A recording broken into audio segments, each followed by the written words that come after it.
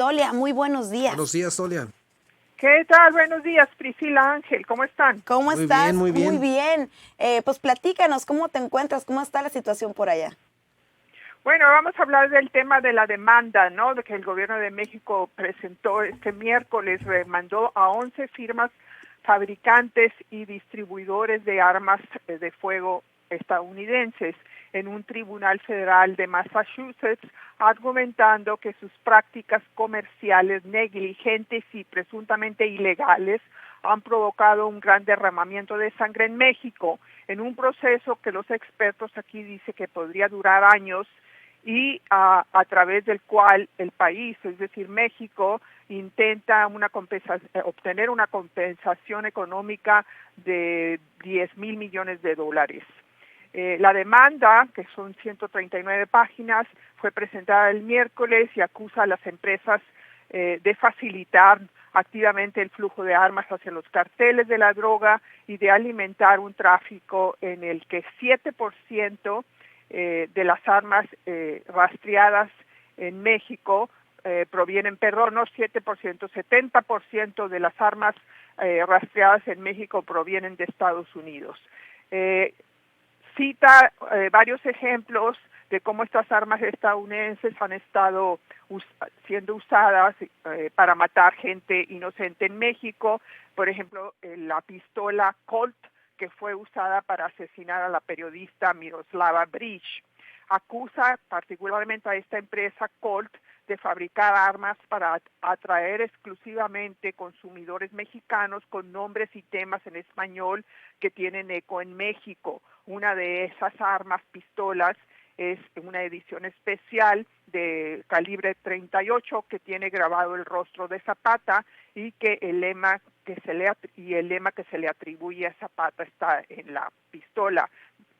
Prefiero morir de pie que vivir de rodillas. Y bueno, la osada e innovadora acción legal de México atrajo la atención mediática debido a que es la primera vez que un gobierno extranjero enfrenta pues a la poderosa industria armamentista de Estados Unidos. La reacción de la industria no se hizo esperar. La National Shooting Sports Foundation, que es la asociación de la industria de armas de fuego que venden armas de fuego, emitió un comunicado negando las acusaciones. Dijo, la actividad delictiva en México es el resultado directo del tráfico de drogas ilícitas, la trata de personas y los carteles del crimen organizado que afectan a los ciudadanos en México. El gobierno de México es el único responsable de hacer cumplir sus leyes, incluidas las estrictas leyes de control de armas del país, dentro de sus propias fronteras. Y es altamente improbable que la demanda prospere aquí en este tribunal de Massachusetts porque los fabricantes de armas aquí en Estados Unidos están prácticamente blindados de ese tipo de acciones legales. En 2005 hay que recordar que el Congreso de Estados Unidos aprobó una ley que les da casi total inmunidad contra demandas presentadas por las víctimas de la violencia armada. El litigio, si no es desechado por la Corte de inmediato, puede prolongarse, puede ser un proceso legal muy largo de 10 años, hasta 10 años. No es fácil demostrar con evidencias y testigos que los fabricantes de armas facilitaron de manera consciente, deliberada, la venta de armas de fuego a los carteles o han incurrido en tráfico ilícito. Vender a minoristas que puedan tener vínculos con los grupos delictivos en México no es necesariamente un delito por parte de los fabricantes. También será muy difícil demostrar que los fabricantes que pusieron iconos mexicanos en sus armas estaban tratando de apelar a los sicarios de los carteles. Con todo, es muy importante que el gobierno de México finalmente haya decidido enfrentar a la industria armamentista que se cree intocable. Aún así, aún si no prosperara la demanda, que hay consenso aquí en Estados Unidos de que es difícil que prospere, no es imposible, pero sí es muy difícil, sirve la demanda para poner en sobreaviso y ejercer presión a los políticos en Washington para que se derogue este estatuto federal que protege a la industria armamentista de cualquier tipo de acción legal y que endurezcan las permisivas leyes armamentistas que existen aquí en Estados Unidos. Y bueno, ese es el reporte desde Washington, Priscila y Ángel. Dolia, en alguna ocasión me acuerdo que tú publicaste en tus redes sociales, en una cuenta de Twitter, que en una visita a México te tocó ver en el aeropuerto de Hermosillo cómo las personas que vienen a practicar caza desde Estados Unidos a México transportaban sus armas, transportaban por ahí lo que le llaman trofeos, ¿no? Que viene siendo el animal ya muerto o los cuernos de un venado, por ejemplo. Sí, Y a mí sí. me surgió la idea de hacer una solicitud de acceso a la información pública precisamente para conocer si el número de armas que ingresaban al país debido a actividades cinegéticas de extranjeros eran las mismas armas que salían del país. Es decir, yo quería cruzar los datos para conocer cuántas de las armas que ingresaron se quedaron en México y cuáles salieron. Y no se tenía un registro claro. Bueno, esas armas supuestamente entran y salen, supuestamente, porque son armas que llevan estadounidenses que tienen pues con la intención de hacer cacería, ¿no? Creo que tú publicaste reportajes sobre esta cacería, es el turismo de caza que le llaman, y hay toda una infraestructura de negocio que les ofrece paquetes y todo esto. Y en efecto les permiten entrar legalmente con estas armas de cacería y supuestamente deben de salir. No sé hasta qué punto tenga eso que ver directamente con lo que dice esta acusación del gobierno de México, del gobierno federal, de que por años, si no décadas, pues las fabricantes, las firmas fabricantes y distribuidoras de armas aquí en Estados Unidos han deliberadamente durante décadas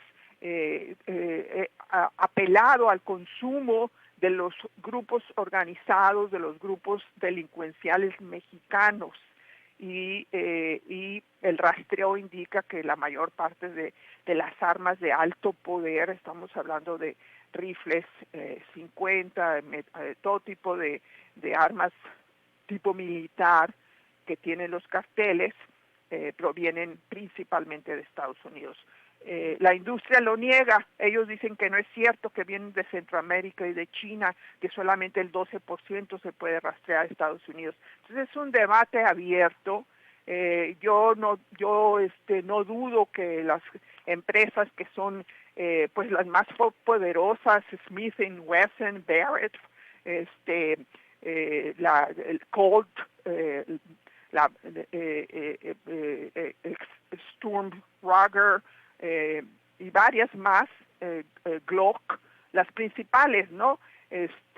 No dudo que van a montar una defensa muy agresiva, les sobra dinero con que hacerlo, y van a tratar de básicamente hacer que el juzgado de Massachusetts deseche la demanda de México por improcedente, o yo no sé qué, en los próximos 2 semanas, porque ellos tienen un plazo creo que de 2 semanas para responder a esta demanda. Entonces, este tema apenas empieza, Priscila, vamos a ver cómo se desarrolla, pero es, número uno, insólito, inusual, es la primera demanda de este tipo por parte de un gobierno de México, y número dos, las posibilidades son pocas, porque aquí, como dije, existen leyes que protegen y básicamente blindan, vuelven inmunes a los fabricantes de armamento.